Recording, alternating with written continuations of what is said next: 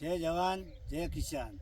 આજે અમારા બગીચાની મુલાકાતે અમારા પરાગભાઈ છીએ, અમારા કાકા અમારા બગીચાની મુલાકાતે આવેલા છે અને દિનેશભાઈ દિયોદરથી આવેલા છે અને મુકેશભાઈ હમણાં આખા બગીચાનો રાઉન્ડ બતાવો। અમારે તરબૂચ, મરચાં, ટમેટા, ફૂલ, કાળેંગા, કાકડી, ટીડસા, તુરિયા અને ભીંડા, ગુવારફળી, ચોળાફળી, રેગણા અને 13 વયનું શાકભાજીનો અંતરપાક કરેલ છે। આજે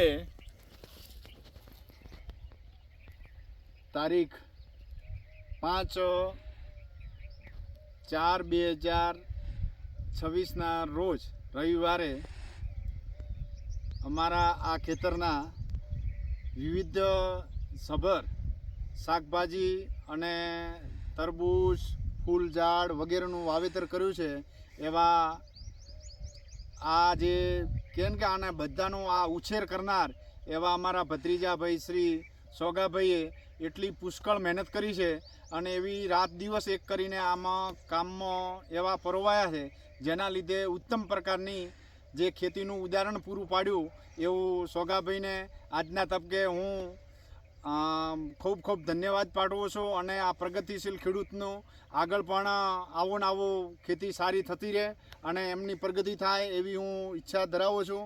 અને આજે અમારા મિત્ર એવા ભાઈ શ્રી દિનેશભાઈ મખાણું તાલુકો દિયોદરથી પણ એમને પણ આ અમારા પ્રગતિશીલ ખેડૂત સોગાભાઈની વાત સાંભળીને એ પણ આજે અમારા ફાર્મની મુલાકાતે આવ્યા છે અને એમને પણ આ બધી મુલાકાત આ બધું જોયા પછી ખેતી એમને પણ ખૂબ જ ઉમંગ અને હર્ષ આવે છે।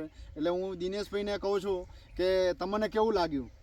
આજે ખરેખર આપના થકે અહીંયા મારે રામસણ ગામે શ્રી પરાગભાઈ બી માલવીના ફાર્મ ઉપર ભાઈ શ્રી સોગાભાઈએ જે આ વિવિધ પ્રકારની શાકભાજી અને ફ્રૂટ પછી આ ફૂલ આંતરિક દરેક પ્રકારની જે ખેતી કરેલ છે, શાકભાજીમાં તુરિયા છે, મરચાં છે, કાળીંગા, દેશી કાળીંગા છે, દૂધી છે, કાકડી છે, અલગ અલગ આંતરિક પાક રીતે દરેક જે એમની લગન અને મહેનતથી જે એમણે દિલથી કામ કર્યો છે એ બદલ પહેલાં તો હું એમને ખૂબ ખૂબ અભિનંદન આપું છું અને સોગાભાઈની પ્રેરણા લઈ અને દરેક ખેડૂત આવી પ્રકારની ખેતી કરી અને પ્રગતિ કરે એવી હું એમને શુભેચ્છા પાઠવું છું।